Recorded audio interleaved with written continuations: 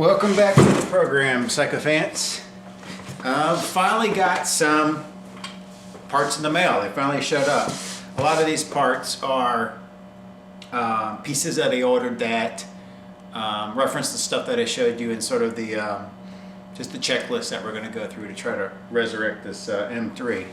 So there's still a couple pieces that I'm waiting on that haven't shown up yet, but this should probably be the bulk of it. So let's see what we got here. Let's see. And I'm pretty sure I know what this is in this box. I'm sure this is the rear window trim rubber seal. It's probably the C-shaped seal that goes on the sides and the top. So I'm not going to open that up right now. It's the only possible thing that could be in that box. Okay, so we got, here's a bunch of fasteners. I'm sure these are fasteners for the rocker panels. I'm going to have to pull the rocker panel, the driver's side rocker panel off. Oh yeah, I can see these are the retainer clips that the rocker panel fastens to. So all that stuff is, when I pull the rocker panel off, some of those are probably going to break. And when I put that beading in, I'll have to put the rocker panel back on and put those in to replace the ones that break. And I can see right here, here's the, that's the rubber beading that is kind of hosed up on the driver's side. And it looks like it's got some sticky tape on one side that you're probably going to pull off, and then sort of just run it along the side and tape it in and put the rocker panel back on. Okay, I see this is the this is the LED interior lighting kit.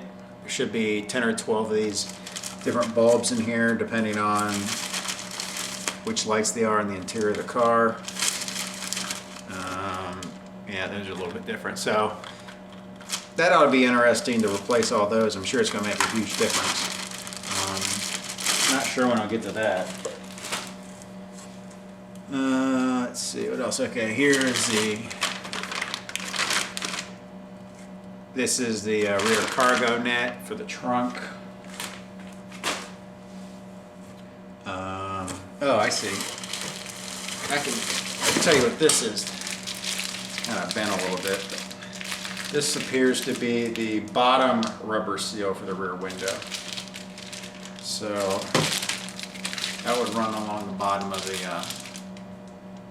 rear window, and then the one in here run on the sides and the top. I should probably take this out of the box and let it straighten out a bit.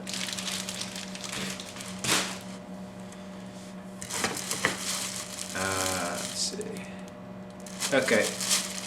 Yeah, these pieces are, this is the front windshield cowling. And it's kind of wrapped in here really good. I'm not going to take it out, but this is the two-piece front windshield cowling set. For the sedan, it's two pieces. For the coupes and convertibles, it's one piece. I don't know why, but that's just the way it is. So this sits up right in front underneath your windshield wipers. This is where my rubber beading, and you can feel it here, along the side, along the front of it. It's got like that sort of rubber tab beading sort of thing that makes the seal waterproof between the windshield and this plastic piece. So this should have fasteners with it. I'm assuming these two pieces in my fastener bag, the fasteners for it are in here somewhere. I'm not going to take the time to look for them, but I'm assuming they got my order right. So those would be in here as well.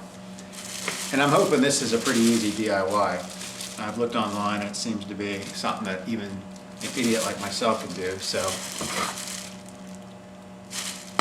we'll have to schedule that. This is a sort of a jack plate you stick inside the side of the rocker panel. You pull those little covers, tabs off on the side of the rocker panels and stick this in and jack it up. I got one that's let me get it actually.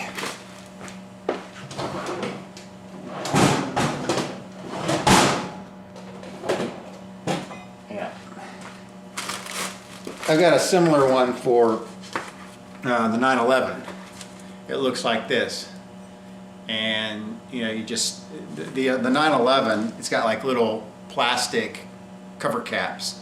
You just pull the cover cap off on each side of the rocker panel, you stick it in, you can jack it up here. So really, BMW is taking the exact same approach, just a little bit different. Sort of spindle you stick in there that fits in, and you can jack it up. But these are handy to have. You don't necessarily have to get your jack underneath the car, and then when you jack it up in a jack spot underneath the car, obviously you can't put a jack where you're jacking it up, so it makes it more difficult. So if you use one of these, you can stick jack stands wherever you want. And it looks like finally,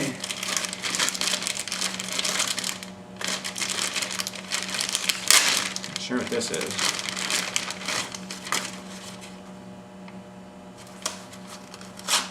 Oh, this is probably the ZHP shift knob. At least I'm hoping. Yeah, that's the ZHP shift knob. Wow, that's a nice chunk of aluminum right there.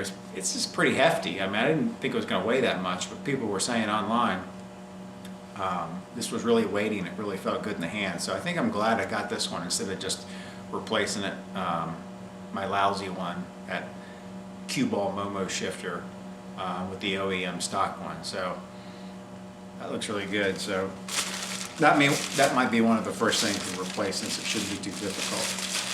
So there we go.